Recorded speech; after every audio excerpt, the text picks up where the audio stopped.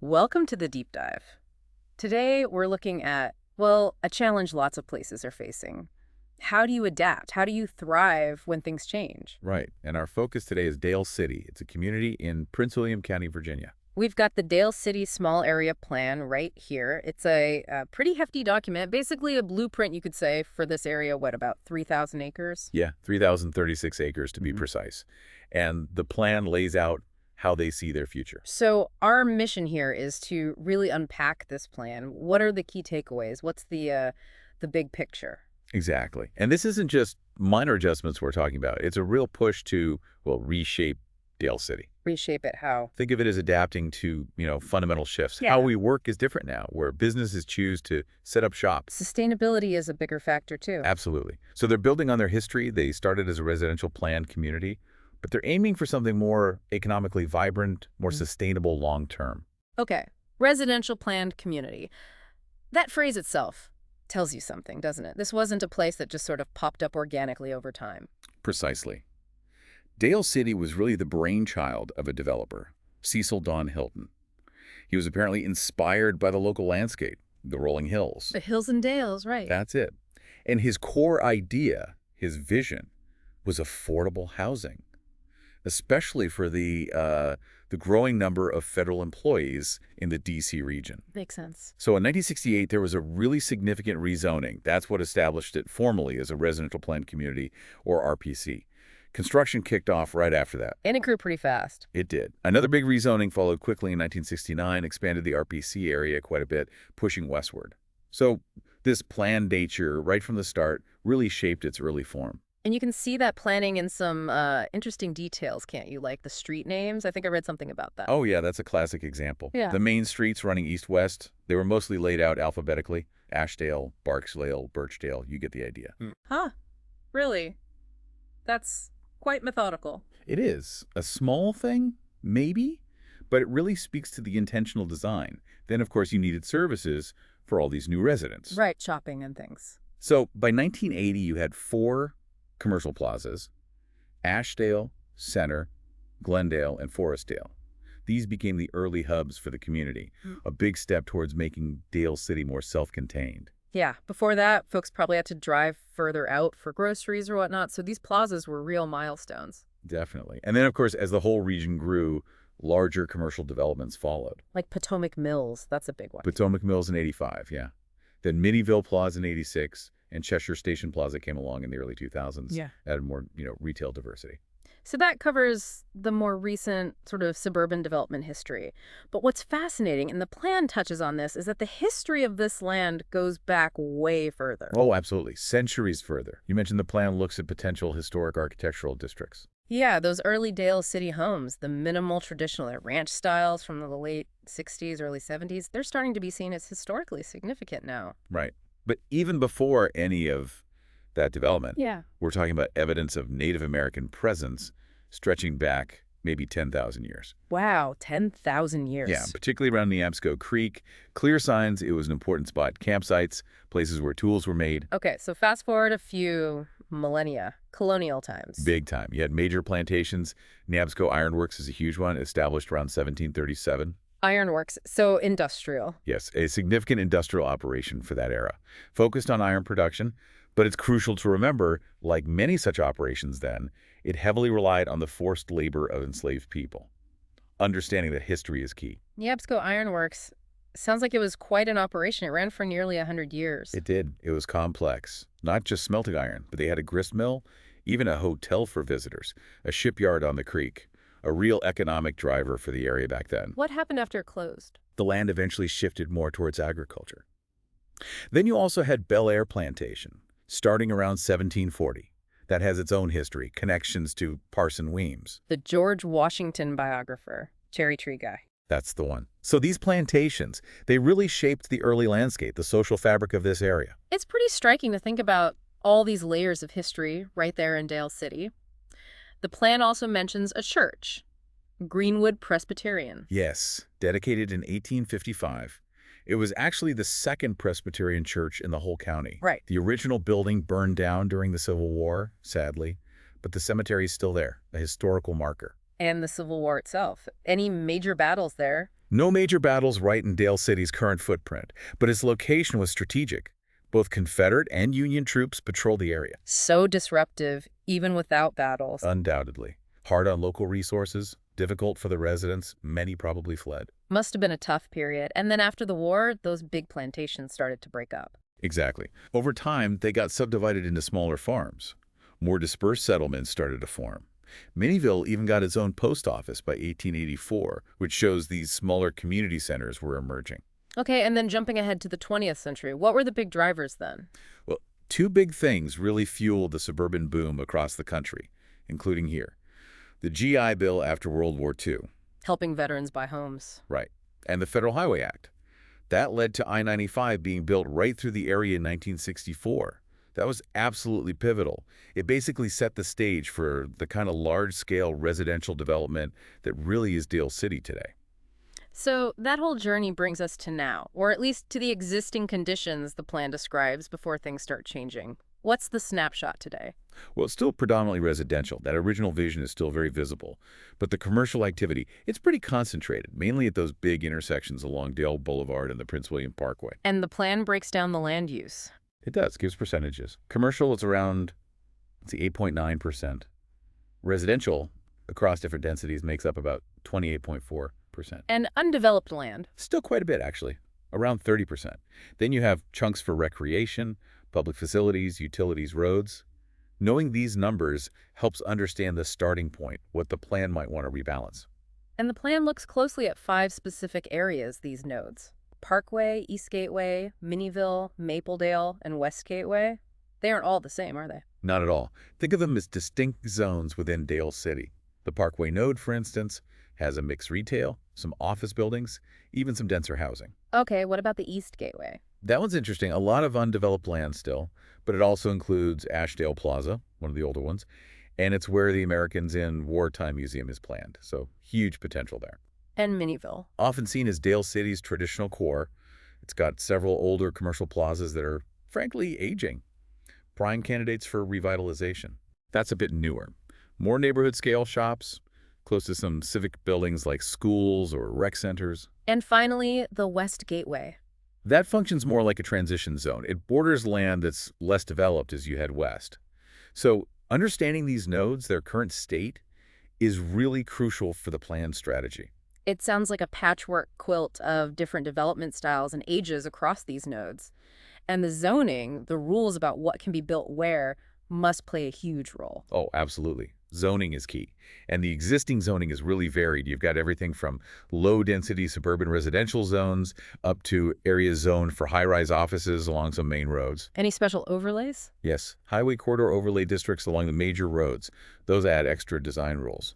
So how does zoning look in those 5 nodes? It varies a lot.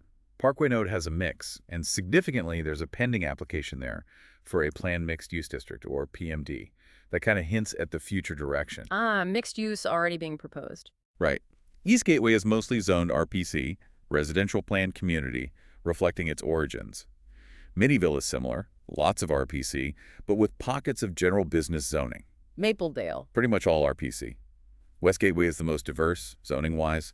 RPC, general business, neighborhood business, even some agricultural zoning still lingers there.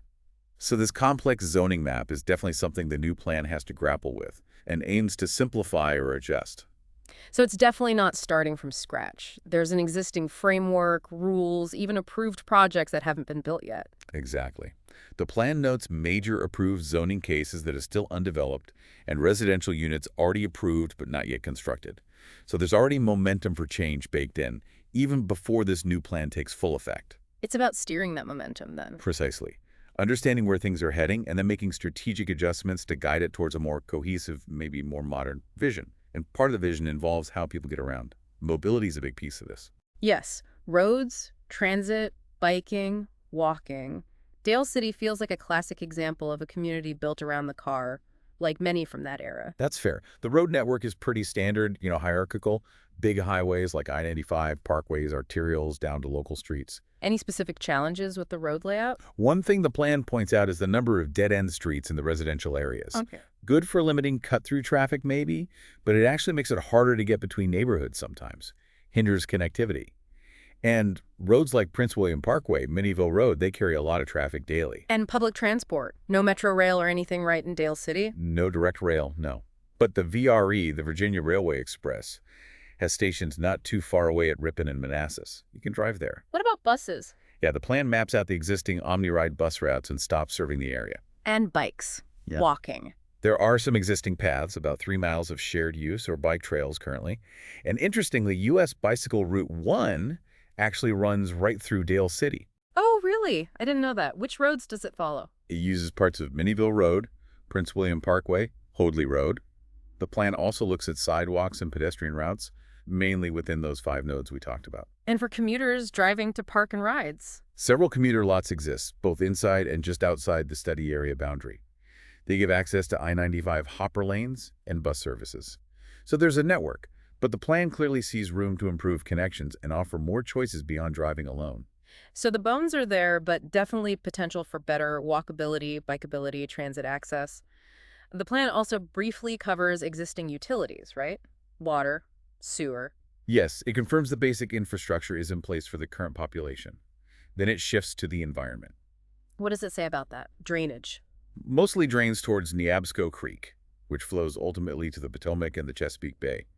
A smaller part goes to Who's Run, towards the Occoquan Reservoir. There's also a fair bit of variation in elevation across the area. Any major environmental constraints developers need to worry about? Floodplains, protected areas. Oh, absolutely. There are significant areas identified within the FEMA 100-year floodplain. Higher flood risk there. Okay, that's important. And large parts of Dale City fall under the Chesapeake Bay Resource Protection Area, the RPA. That comes with specific rules to protect water quality. The plan breaks down these environmental features, floodplain, RPA, forests, impervious surfaces within each of the 5 nodes, considering things like slopes and soil types. These natural factors are critical for guiding sustainable development. Makes total sense. You can't plan growth without understanding the land itself. What about parks? Dale City has some well-known ones. It does. The plan inventories them all. Andrew Leitch Park, which is huge, the Dale City Rec Center. It lists their type, regional or community park, and their size. This is a baseline of current recreational space. And schools, that's always a big factor in growing communities. Crucial. The plan looks at which schools serve which nodes, and it pulls data from 2019-2020 on student numbers versus capacity. Were they crowded? Some were, yes. Some schools were already near or even slightly over capacity back then. That's a major flag when you're planning for more residents. Definitely something to track. Now, we talked about the deep history. Does the plan specifically address protecting those historical or cultural resources? It does, yeah. Cultural resources are defined pretty broadly anything tangible from the past with historical, archaeological, or architectural value. So buildings, sites, cemeteries. Exactly. The plan surveys these across the nodes and surrounding areas. We've mentioned Neabsco Ironworks, the potential Dale City Historic District, Greenwood Church and Cemetery, Bel Air Plantation. These are all highlighted. It even lists all the recorded cemeteries in the plan area. Recognizing and preserving these is framed as important for community identity. Have there been efforts already to, tell these stories? Markers or studies? Yes, some historical markers are already in place, and previous archaeological work has been done. The plan sees these as a starting point for more engagement with a history. Okay. The plan also looks at some current stats, right? Commercial indicators, residential stuff. Yeah, things like employees per square mile, housing density, just quantitative snapshots of the current situation. And it also acknowledges this isn't the first plan. It builds on earlier work, like a 2017 study on safety and connectivity. So it's part of an ongoing process. And it sounds like the community was heavily involved in creating this plan. Very much so. Stakeholder meetings, community design workshops, share-its, they call them broader public meetings. Lots of effort went into gathering public input to shape the final vision. And that vision is, what's the elevator pitch? To evolve Dale City into a more sustainable, walkable, transit-friendly place with a better mix of housing, jobs, and amenities. Okay, so looking ahead now, land use is obviously central. The plan wants a transportation network that actually supports mixed use and a better quality of life. It introduces concepts like the transect and activity density. Can you explain those? Sure. The transect is basically a way of thinking about development intensity on a spectrum, from very rural, natural areas at one end to dense urban centers at the other.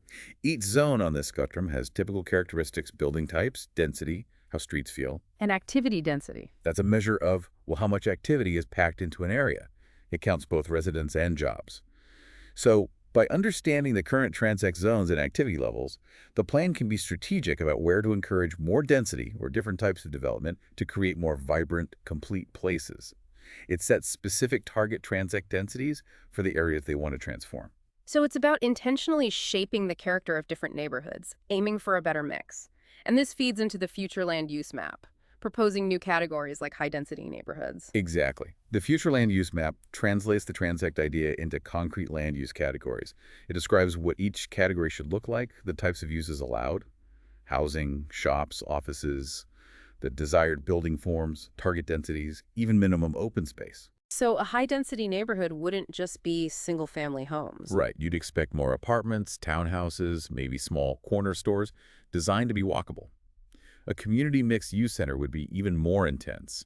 A real hub with retail, offices, housing, public spaces, great transit access. Does it specify things like building height or how close buildings are to the street? It provides guidance on that, yes. Yeah. Floor area ratios, FAR, for non-residential space, general building placement, the kind of zoning needed to make it happen. Yeah. But importantly, it also keeps and refines existing categories for areas meant to stay less dense, like suburban residential high and lows, plus dedicated areas for parks and public land. It's a pretty detailed picture of how Dale City could look different over time. And it mentions multimodal planning, aligning with state DRPT guidelines, even if not formally required. Why bother with that alignment? Aligning with the state guidelines, even informally, helps ensure the plan thinks comprehensively about transportation, walking, biking, transit, not just cars. It also positions the county better for future state funding for transportation projects, showing they're following best practices for connected communities. And based on the planned density, Dale City gets a certain multimodal classification. Yeah, P2P3 under the DRPT framework. That generally fits a medium town or suburban center profile, meaning it should aim for a decent level of multimodal options. And to make this less abstract, the plan includes pictures, illustrative plans. Yes. For the Parkway, East Gateway, Minnieville, and Mapledale nodes, these are like concept drawings showing what redevelopment could look like. They're super helpful for visualizing the potential. What do they emphasize? Creating a sense of place, improving mobility for everyone, better design of buildings and public areas, and connecting everything better, connecting different uses, connecting to parks, connecting to transit.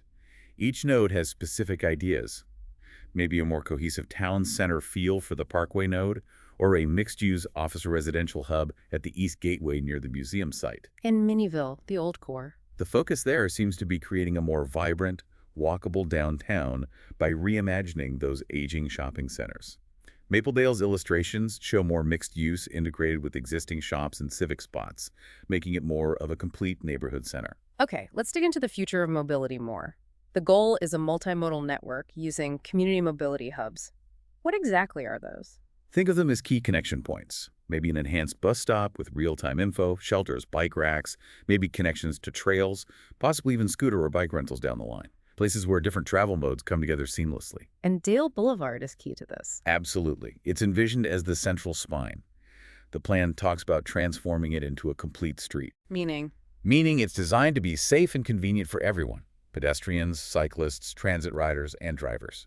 Not just prioritizing cars. how else would mobility improve? Big focus on the I-95 interchange area and making the OmniRide bus stops function more like real transit centers, better connections to regional transit, and a major push for better walking and biking routes within Dale City itself. Safer, more appealing ways to get around without a car. Are there specific road changes proposed in those nodes? Yes, things like extending Ridgefield Road in Mapledale to improve circulation. In Minnieville, reconfiguring streets to make them more pedestrian-friendly. That complete street idea for Dale Boulevard involves more than just bike lanes. Think wider sidewalks, safer crossings, maybe traffic calming, better landscaping, making it a more pleasant place to be. And public transit itself. Right. More buses, a No. trolley. The plan suggests exploring options. Increasing OmniRide frequency or coverage, maybe dedicated bus lanes on busy sections to speed things up. And yes, the idea of a trolley service along Dale Boulevard is floated. That could be a game changer for moving people through the core of the community. A trolley would definitely change the feel. What about bikes and pedestrians specifically? Big improvements proposed there too. A more connected network of bike routes, both on-road lanes and off-road paths, like the planned Neabsco Greenway Trail. That trail could be amazing for recreation and commuting. Also, making U.S. Bike Route 1 safer and better. And for walkers. Safer intersections are key. High-visibility crosswalks, tighter corner radii to slow down turning cars, maybe getting rid of some slip lanes, which can be tricky for pedestrians, and just filling in the gaps, completing missing sidewalk segments all over Dale City. That's a huge priority for walkability. It really sounds like a fundamental shift in how transportation is viewed. Balancing things out, what about green infrastructure, parks, and natural spaces? The vision is to build on the existing network parks, stream valleys, open spaces, and make it more connected and accessible. Each node has specific ideas for integrating green space into new development. Like what? Could be small pocket parks in denser areas, maybe larger central parks that double as stormwater management ponds, developing greenway trails that link everything together. Good for people, good for the environment. And protecting the history. We talked about the cultural resources. What's the future plan there? It's not just about protecting what's there, but actively interpreting it, making the history visible and understandable. Oh. Policies and actions like doing archaeological surveys before development happens in sensitive areas, partnering with historical groups, documenting historic sites properly, researching places like Greenwood Church. There's even talk of potentially acquiring and interpreting the Neabsco Ironworks site. Making it a public resource. Potentially. Ugh. Plus, installing more historical markers, creating interpretive kiosks, maybe even developing walking or biking trails that connect historical sites, weaving the history into the community's future. That seems really important. Okay, shifting gears a bit, economic development. The plan wants to attract better businesses and services. How? It leverages Dale City's strengths location, transit access, especially with the planned mobility hubs. It identifies target industries with growth potential in the region. Like what? Things like advanced manufacturing, government contracting, IT, healthcare, logistics. The idea is to be strategic, making sure zoning decisions and other policies actually support attracting these kinds of jobs. Are there specific tools or incentives mentioned? Yes, things the county can use. Opportunity zones for tax benefits, tax increment financing, TIF, to help fund infrastructure needed for development, industrial revenue bonds, using rezoning strategically, public-private partnerships, plus tapping into state programs like Go Virginia Grants, the Commonwealth's Development Opportunity Fund, things like that. A whole toolkit, really. It sounds like a really joined-up approach. Physical development, economic health, cultural preservation, all linked. The plan also mentions keeping public services up to par. Level of service. Right, making sure things like schools, fire, police keep pace with growth. It mentions schools and libraries being part of the community fabric. And more parks needed as population grows. Yes, the plan projects a need for additional parkland based on expected population growth. And one other thing, digital infrastructure. Improving broadband and wireless coverage is noted as an opportunity during redevelopment. So this is a massive long-term vision, lots of moving parts. How does it actually get done? Is there an implementation plan? Yes, and that's critical. There's a detailed implementation matrix. Basically a big table laying out specific actions, short-term, medium-term, long-term. What does it specify? For each action, it says who's responsible, which county department usually, potential funding ideas, and the strategy. It covers everything: land use changes, building that Neabsco Greenway Trail, mobility projects like the Miniville Road Parkway interchange improvements, transit center relocations, finishing sidewalks. It gives timelines and coordinating agencies. It's the roadmap to turn the vision into reality. Okay, so wrapping this up. The Dale City Small Area Plan is, well, it's a seriously detailed and ambitious blueprint for change. Absolutely. It's about transforming the community, making it more vibrant, more sustainable, economically stronger, while also respecting its history and environment. It's about adapting a place originally designed for a different time, embracing mixed use, better connectivity. Right. Creating a more resilient and hopefully a more appealing place for people to live and work in the decades ahead. And for you listening to this plan is a really great example of how community planning works in practice. It shows just how many different factors have to be considered. Infrastructure, zoning, yes, but also economics, history, quality of life. Yeah, it's complex stuff. This deep dive into one specific place, Dale City, really makes you think, doesn't it? How do these ideas, the strategies for revitalization, for handling growth, for preserving character, How do they apply to the challenges and opportunities your community might be facing? What parts of this vision can maybe work elsewhere? What lessons can be learned? It's a good reminder that shaping the future of our towns and cities takes real thought, real planning, and a proactive approach if we want those changes to be meaningful and positive in the long run.